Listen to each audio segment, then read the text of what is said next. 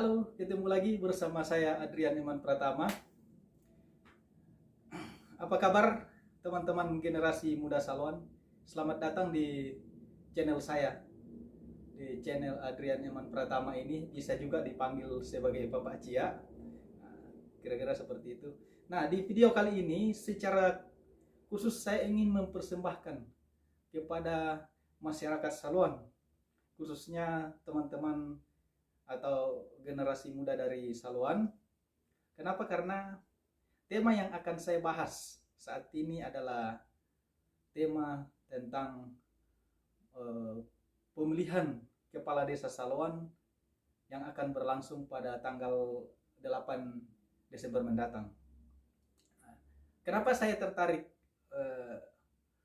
membahas ini? Karena menurut saya ini sangat penting. Jadi saya ingin membahas pemilihan kepala desa ini atau pesta demokrasi dalam sudut pandang masyarakat desa. Ya, itu yang ingin saya bahas.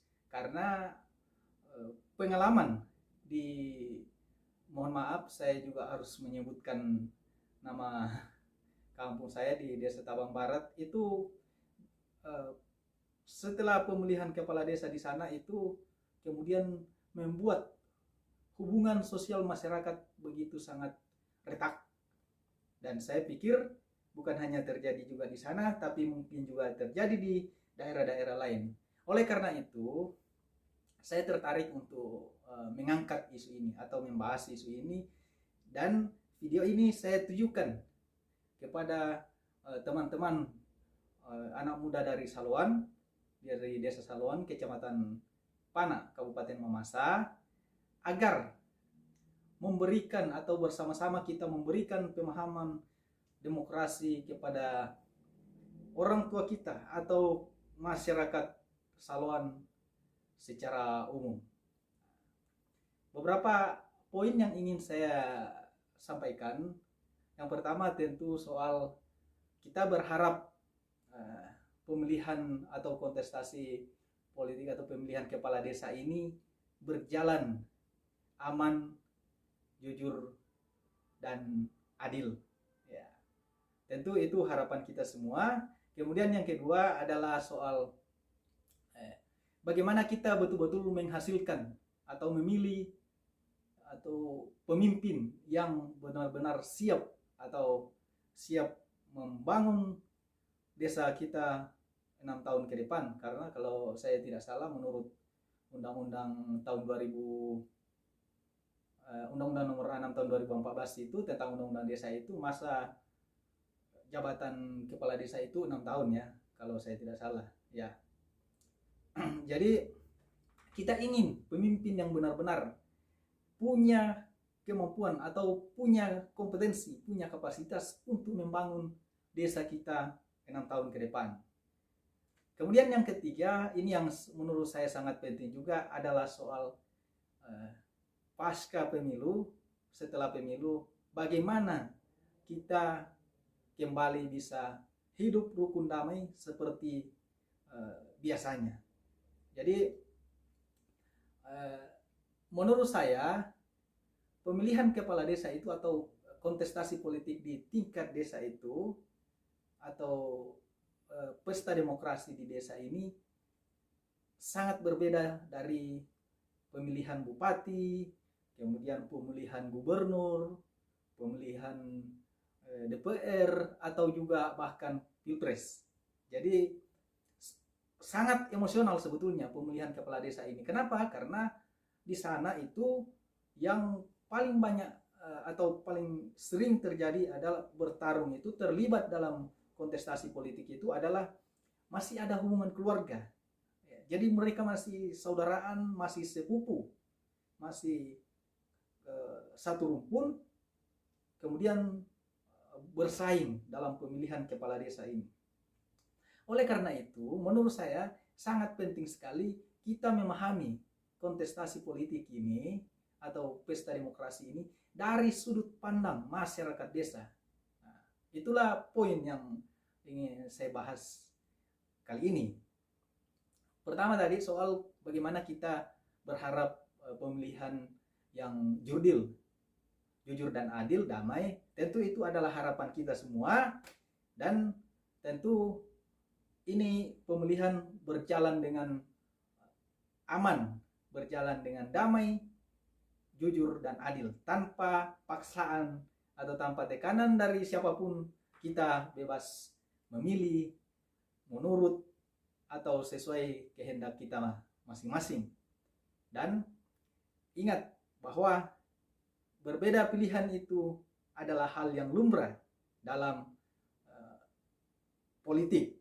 Jadi jangan sampai seperti selama ini terjadi termasuk juga di daerah saya, bahwa ketika kita berbeda pilihan lalu kemudian kita menganggap bahwa kita bermusuhan atau terlihat atau kita bawa ke dalam kehidupan sehari-hari kita. Itu menurut saya sangat tidak bagus. Jadi berbeda pilihan politik itu adalah hal lumrah dalam politik. Yang paling penting adalah kita bebas menentukan atau memilih siapa yang ingin kita pilih menurut pikiran kita masing-masing, tanpa ada paksaan. Dan kalau kemudian kita bicara soal adil, ya itu tadi, jangan sampai maksudnya ada diskriminasi melalui, ya katakanlah seperti mungkin ada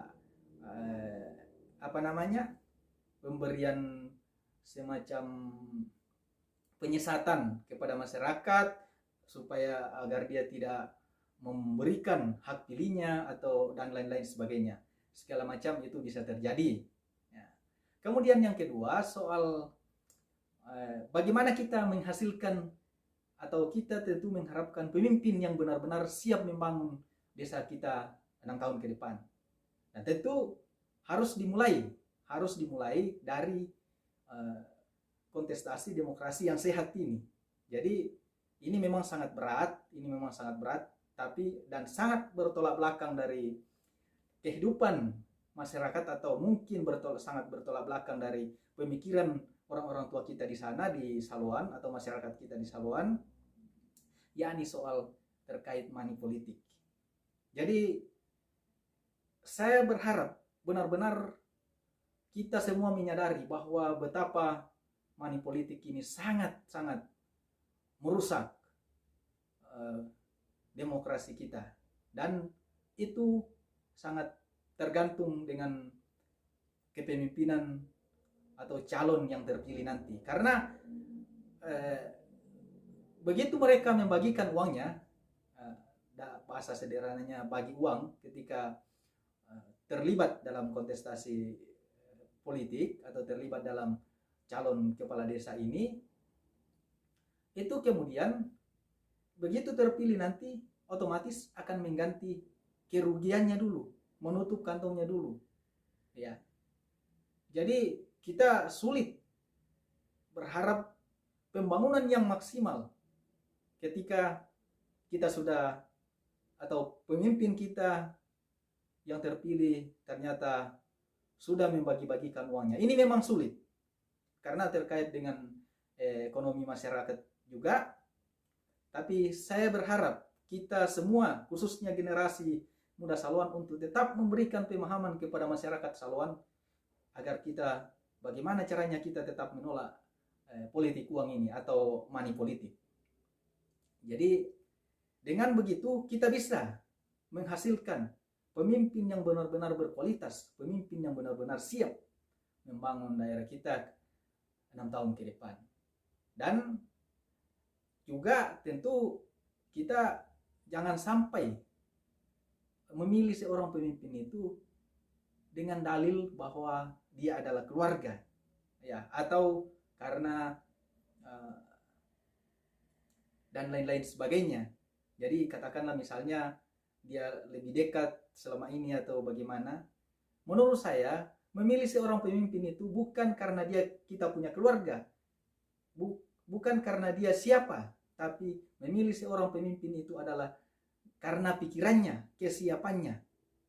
Jadi karena dia punya kapasitas, dia punya kompetensi untuk membangun desa kita ke depan.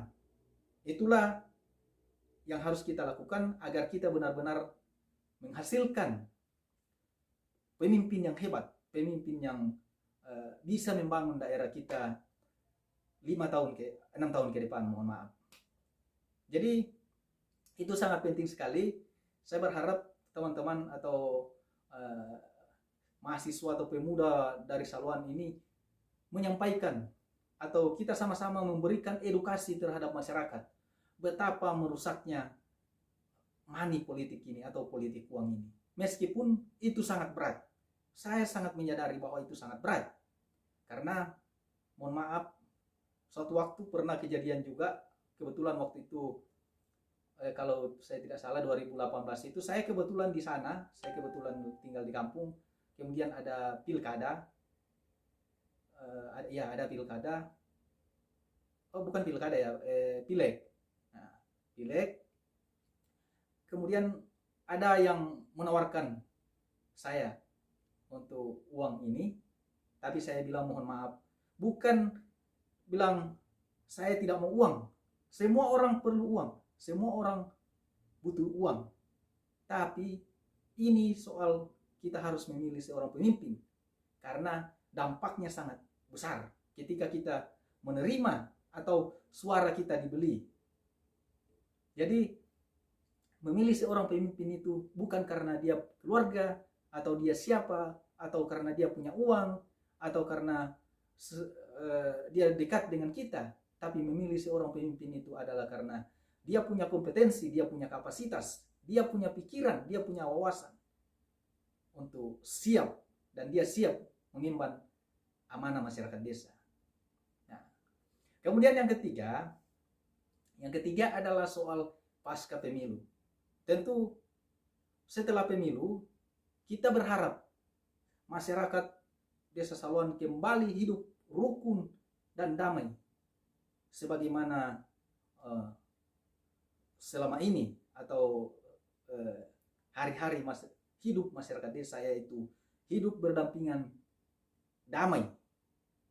Jadi jangan sampai karena pemilihan atau berbeda politik atau berbeda sikap, kemudian hubungan masyarakat atau hubungan keluarga kita ini retak. Ini yang sangat saya wanti-wanti melalui video ini, karena seperti yang saya katakan tadi, mungkin terjadi di banyak daerah, termasuk juga di daerah saya. Pengalaman waktu Pilkades 2017 lalu itu, setelah pemilu kemudian masyarakat terpecah belah terus menerus hanya karena perbedaan pilihan politik tadi. Padahal lagi-lagi saya katakan bahwa dalam politik itu berbeda pandangan atau berbeda pilihan politik itu adalah hal yang lumrah. Setelah itu kita harus kembali hidup berdampingan sebagaimana mestinya, sebagaimana yang kita lakukan selama ini, yaitu hidup damai, hidup rukun. Jadi saya sangat berharap jangan sampai kemudian hanya karena kita berbeda pilihan politik kemudian perpecahan terus berlanjut. Saya sangat berharap itu tidak terjadi, karena ini sangat mengancam hubungan sosial masyarakat desa. Padahal itulah kenapa poin saya tadi, bahwa saya mengatakan bahwa mengamati atau melihat pesta demokrasi dalam sudut pandang masyarakat desa. Karena kebanyakan atau mayoritas masyarakat di desa itu adalah masih ada hubungan keluarga semua, termasuk juga para calon yang terlibat dalam pertarungan itu. Jadi jangan sampai karena berbeda pilihan kemudian kita terpecah belah terus menerus. Jadi saya berharap pasca pemilihan masyarakat Desa Saluan kembali bisa hidup rukun dan damai. Ya, jangan, apalagi ini sebagai masyarakat Kristen, bulan Desember ini adalah bulan yang penuh kedamaian dan sukacita bagi kita umat Kristen. Jadi jangan sampai kita terpecah belah atau kemudian menjadi retak hubungan masyarakat atau hubungan keluarga hanya karena perbedaan pilihan politik. Karena ini saya sangat wanti-wanti karena terjadi di beberapa daerah di mana ini sangat riskan, sangat emosional. Karena yang terlibat itu adalah masih ada hubungan keluarga, hubungan saudara masih satu rumpun. Oleh karena itu, saya berharap kita benar-benar dewasa atau memahami apa itu demokrasi, apa itu pilihan politik. Jadi jangan sampai bahwa selama ini saya kerap mendengar cerita dari masyarakat bahwa begitu seorang pemimpin yang terpilih hanya yang memilihlah yang dianggap sebagai masyarakatnya. Itu menurut saya salah total. Jadi siapapun yang terpilih, dia adalah pemimpin kita bersama. Meskipun kita tidak memilihnya. Tapi itu soal hasil akhir. Jadi karena dia sudah terpilih, otomatis dia adalah pemimpin kita semua. Jangan sampai ada juga yang merasa bahwa karena pilihannya atau calonnya kemudian tidak terpilih, lalu dia tidak mau menganggap pemimpin yang terpilih itu sebagai kepala desanya. Itu menurut saya salah. Jadi saya benar-benar berharap supaya kita dewasa dan untuk mengawali atau memulai langkah perubahan pola berpikir ini adalah harus dimulai dari generasi muda. Karena menurut saya generasi muda itu adalah garda terdepan untuk membangun suatu daerah atau membangun bangsa ini. Jadi masa depan daerah kita itu berada di tangan generasi muda, khususnya adik-adik mahasiswa. Jadi saya sangat berharap banyak terhadap mereka. Sampaikan pesan saya ini terhadap seluruh keluarga atau seluruh masyarakat Saloan, bahwa yang menyatakan ini adalah untuk supaya lebih dikenal mungkin, karena saya sendiri belum mengenal banyak masyarakat Saloan, karena istri saya yang orang asli di sana, tapi saya terdaftar sebagai masyarakat di sana. Jadi kalau menurut informasi yang saya dapatkan itu di sana ada 4 pasangan calon, dan menurut saya 4 calon, menurut saya ini sangat bagus, sangat sehat, sangat demokratis. Begitu 4 calon itu sangat bagus, sangat demokratis. Karena kita diberikan leluasa atau banyak pilihan untuk memilih siapa yang harus kita pilih. Berbeda kalau hanya 2 calon saja. Jadi kalau hanya 2 calon itu adalah demokrasi dungu, mohon maaf. Ya. Karena kita seakan-akan bebas, tapi pilihan kita dibatasi. Dengan 4 calon ini, menurut saya ini sangat demokratis. Jadi masyarakat bebas memilih siapapun yang dianggapnya sebagai yang layak untuk memimpin Desa Saloan 6 tahun ke depan. Dan hal-hal yang perlu kita lakukan setelah atau pasca pemilihan adalah yang menang boleh merayakan, tapi jangan berlebihan agar masyarakat yang lain atau saudara-saudara kita yang lain tidak terlalu kecewa. Dan yang kalah mohon menerima dengan lapang dada, karena itulah demokrasi, itulah pesta politik. Ada menang, ada yang kalah. Sama halnya dengan pertandingan sepak bola atau pertandingan olahraga lainnya, ada yang menang, ada yang kalah.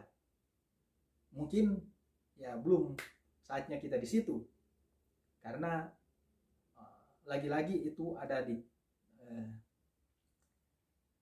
keputusan ada di masyarakat yang menentukan siapa yang harus mereka pilih.